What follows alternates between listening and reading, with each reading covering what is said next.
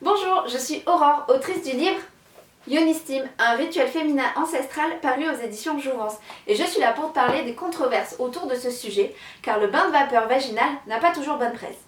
En effet, il est considéré par plusieurs professionnels de santé comme étant dangereux. Leurs principaux arguments sont les risques de brûlure. Alors, il n'y a pas plus de risques que quand on rentre dans un sauna ou un hammam classique dans un spa. En fait, il y a des contre-indications, il y a un protocole qui est indiqué, pas plus de 30 minutes d'affilée. C'est exactement la même chose pour un sauna vaginal, il n'y a pas plus de risques que ça.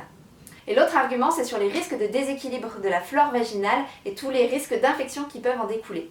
L'argument est valable et se tient, mais il est également valable pour toutes les personnes qui prennent des bains. En fait, le pH de l'eau est très différent du pH du vagin. Et les personnes qui vont prendre très régulièrement des bains assez longs ont autant, voire plus de risques de déséquilibrer leur flore vaginale que certaines personnes qui peuvent pratiquer très occasionnellement le yonistim. On a le droit de se demander pourquoi. Pourquoi est-ce que encore aujourd'hui, avec tout ce qu'on vient de dire, pourquoi est-ce qu'il y a encore autant de presse négative autour de ce sujet, presse qu'on peut lire régulièrement quand certaines actrices américaines affirment pratiquer le yonistim, il y a tout un déferlement médiatique hallucinant sur le sujet. Et en fait, c'est principalement par peur des abus et pour décourager les personnes à pratiquer toutes seules sans un cadre posé par un professionnel.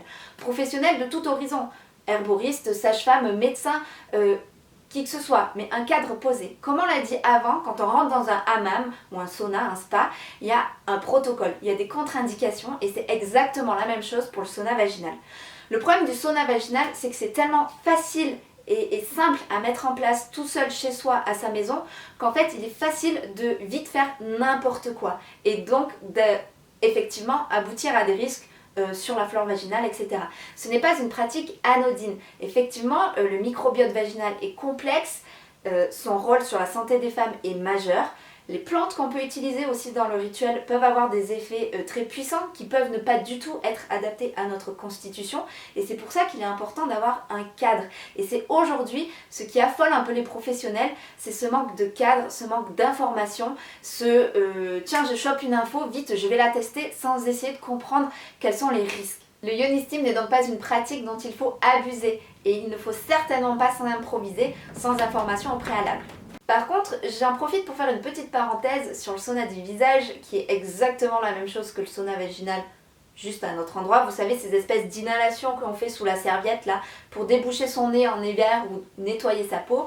Bah là par contre, les professionnels ils s'affolent pas trop. Donc on peut aussi remarquer que nous sommes encore dans une culture où le contrôle de la femme et son vagin sont encore bien présents et que c'est pas en un claquement de doigts qu'on va faire disparaître les bonnes vieilles habitudes.